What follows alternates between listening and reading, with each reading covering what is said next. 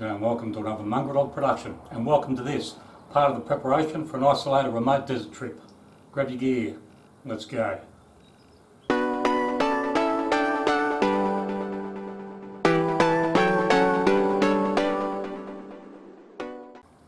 Alright, where do I begin?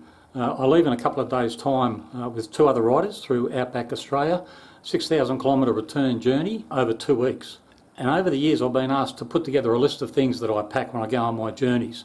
Now I've been reluctant to do that up until this point because we're all different and what works for me may not work for you. However, having said that, I've taken this opportunity to put together a list of stuff that I would ordinarily take whether I was with a small group or on my own. Now if you've got any negative comments, keep them to yourself because what works for me may not work for you. We've all got different levels of experience and expertise. And as I said, what works for me may not work for you. If you've got any positive comments, then leave them in the comments below. That might only assist me in broadening my knowledge, but it might also assist other adventure riders on their travels. Why do I keep going Outback? I'm not sure what keeps drawing me to the Outback. I think it might be its harsh beauty and its endlessness. It does come with some risk, but it's all about minimising the risk and taking some sensible precautions, I think. Now whether you travel in a small group or on your own doesn't really matter. I tend to travel quite often on my own. If somebody's not available to go for a ride, or we get to a junction and they turn left and I decide to turn right, then I'm happy to go it alone. I spent 20 years as a soldier. I've experienced a lot of hardship and misery. I'm not looking for sympathy, but experiencing hardship and misery has taught me to become resilient and resourceful. It's been my experience that when it all goes pear-shaped, there are generally 4 different types of personalities. One will just crawl on the ground in the fetal position and cry himself to sleep. Another bloke will just find a tree and just bang his head against it. The third bloke might just strip off naked and walk off in the outback, never to be seen again. And the fourth bloke might just sit around the fire, make himself a cup of tea and decide the best way to get out of a particular predicament. Don't be those first 3. It's important that you keep your head while all those around you are losing theirs. Right, you've got to remember that this is in no particular order. We'll start at the back here. At the back here I've got a folding, let's call it a mattress. I use it as an underlay under my blow-up mattress just to soften the ground a little and protect the blow-up mattress. I've got a 6 litre bladder that I'll take on some journeys. It's 6 litres, I can squeeze 7 into it if I try. Now you'd only fill that when you have to. You wouldn't fill it and leave home with it full. You'd only fill it up when you absolutely had to, when you need that extra range. With the 30 litre tank on the bike and the 7 litres in there, I've got a range of about 650 kilometres and we'll need that for this particular trip. I also carry, I run tubeless tyres on the bike, but I also carry 2 tubes, one for front, one for rear, because they're different sizes. Now it's a good idea to inflate those a couple of days before you go, just to make sure they hold air, because rubber deteriorates over time and it's no good getting out in the bush, ripping a sidewall, having a fitted tube only to find out that it's torn or ripped. So it's a good idea to inflate the tyres, leave them inflated for a couple of days just to make sure they hold air. Electronics and electrics, I've got my phone, my iPad, charging cables and a battery pack to recharge on the fly. Some spare batteries for things like the spot tracker and that sort of thing. Over in this corner we've got, I generally leave with 4 days worth of food. Resupply is not guaranteed on the road, and I generally leave with 4 days worth of food and resupply when and where I can. And at the back I've got emergency rations, some beef jerky and some high energy fruit nut mix. Now at the back here I've got a 2-man tent. It's always a good idea to bring a 2-man tent. 1 man is too small. With a 2-man tent it allows you to store some of your gear inside as well. That's a sleeping bag liner, and underneath that is a lightweight sleeping bag. Generally you've got to leave with about 3 seasons worth of gear, and the reason for that is when we leave home it can be quite cool. Desert temperatures can be quite hot during the day but can be below 0 at night, so it's a good idea to bring enough for 3 seasons. I don't pack a pillow, I pack a pillow slip and I'll shove my jacket or trousers inside the pillow slip. I've got an inflatable mattress which works pretty well. That's a collapsible seat. There's lots of different variations on the market. Just take the one that suits you most. There's the clothing for 2 weeks. If you get cold at night, put your jacket on and layer up going to bed. I've got a pair of camp shoes for around the campfire. I've got a microfiber towel for when I shower, which is usually once a week, whether I need it or not. And of course a bar of soap to go with that. Toiletries and a high-vis vest. And the reason I take a high-vis vest is that can be very useful for drawing attention.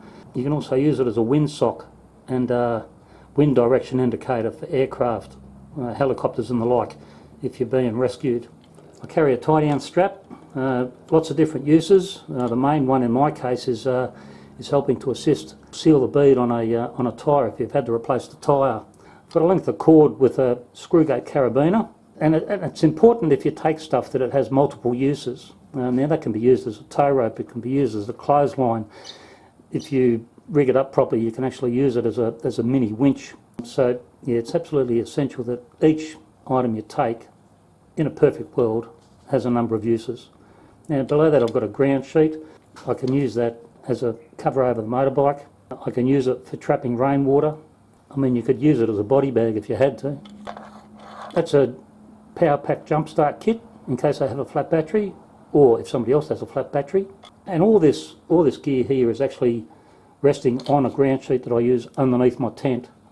Now once again, that can be used for different reasons. As a ground sheet, it can provide shade during the day. If you're stuck out in the bush, it's generally a different colour to the surrounding landscape, and that could help being noticed from the sky.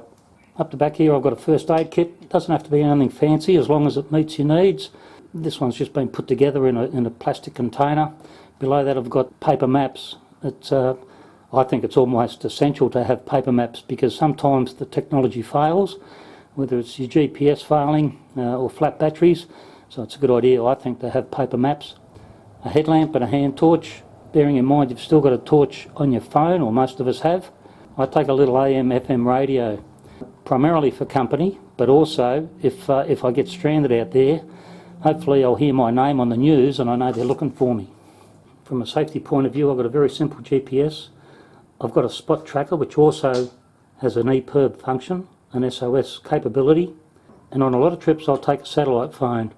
Now, one thing I would recommend with a satellite phone is before you leave, upload the numbers that you might have to ring. For example, if you're going, I don't know, if you're doing the Simpson Desert, then ring Mount Dare Station, ring the Burnsville Police, make sure the numbers are current, and then upload them into the phone. Be nothing worse than getting out there, realising you've got to use the phone and not having a number to ring. So, good idea, good practice to upload the phone numbers you might likely to use before you leave.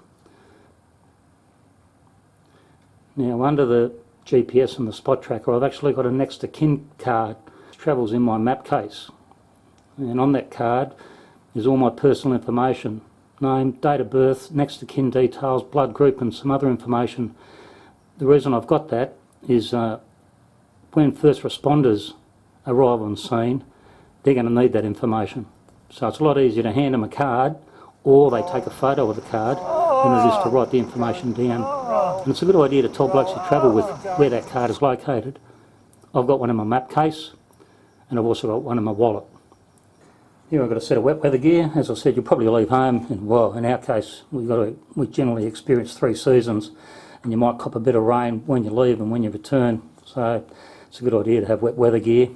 This is all my camera gear, plus of course the camera that I'm using to film this. I've got a couple of, I use DJI Osmo cameras, a GoPro knockoff, and some other cameras that provide different angles and the like. A small tripod, my drone of course, which allows a different perspective of all those memorable moments. A couple of spare batteries and the charger. And from a tools point of view, can of WD-40, got many different uses. It assists in getting tyres off the rim, it assists in getting tyres on the rim. You can use it as hand cleaner, and it's very good for preparing a tube prior to patching it. You'd be surprised how well it cleans up the tube. Tubeless tyre repair kit and a compressor. When it comes to the tubeless tyre repair kit, it's a good idea to replace these on a regular basis. That's the glue that comes with the kit. This stuff tends to go off. There's no way of checking it, but just replace it before you go bush. Now, along with the tyre repair kit, I've got bead breakers and also some tyre irons. Now these are both wrapped in rubber tube. It just allows it to, it protects the other gear from sharp edges, and it stops this from rattling around. And the other good thing about having them in old tube is, as I said, it protects the rest of the gear from sharp edges, but it also means that you can use this spare inner tube for a lot of different reasons. I mean, you can make some elastic bands if you had to. You can also slice it and sleeve a tube if you rip your sidewall, and that's another reason why I take tubes, in case you tear the sidewall and you can't repatch it with a plug. So wrapping stuff up in tube is a good idea. As well as the compressor, I've got CO2 cartridges, and I've also got a bike pump. That way if one fails, I've got the other as a backup. Tyre pressure gauge, and just the tools that I need. Generally the tools I take are the ones special for the bike. In this case, they're most of the tools I need to remove the front and rear wheel. I've got a tube of liquid steel, in case you, I don't know, split a crankcase or like. And I've got a couple of multi-tools. A pair of gloves to help when you're working on tyres, another strap, some sunscreen and some tape. I generally leave home with about 9 litres of water, 6 in water bottles, 2 in a hydration pack in the back of my vest, and another litre of water in an army water bottle. And this is generally in my kitchen. I don't pack pots and pans. Pots and pans means you've got to use water to wash the dishes, so most of the meals are cooked or heated in the cans, and the cup I use for coffee in the morning, with a gas stove and a spare cylinder. Now that's all the stuff you can see. There's a couple of things you can't see. One is I have super duper roadside assist coverage or insurance, and what that means certainly here in Australia is, providing I'm on a gazetted road, if I break down, if I'm stranded, then the bike can be recovered. And I've used that twice over the years.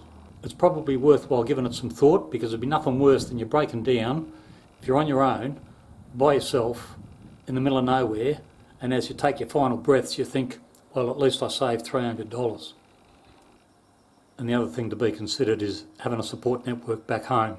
And what I mean by that is, have somebody in the background who knows where you're going, who knows what you're up to, and if you need support, be it recovery or parts being shipped to somewhere, then you've got a number to ring and they can organise something for you on your behalf. Well, that's pretty much it. As I said, that's what I take. It works for me, but we're all different. So if you've got negative comments, keep them to yourself. If you've got positive comments, then share it with the rest of us.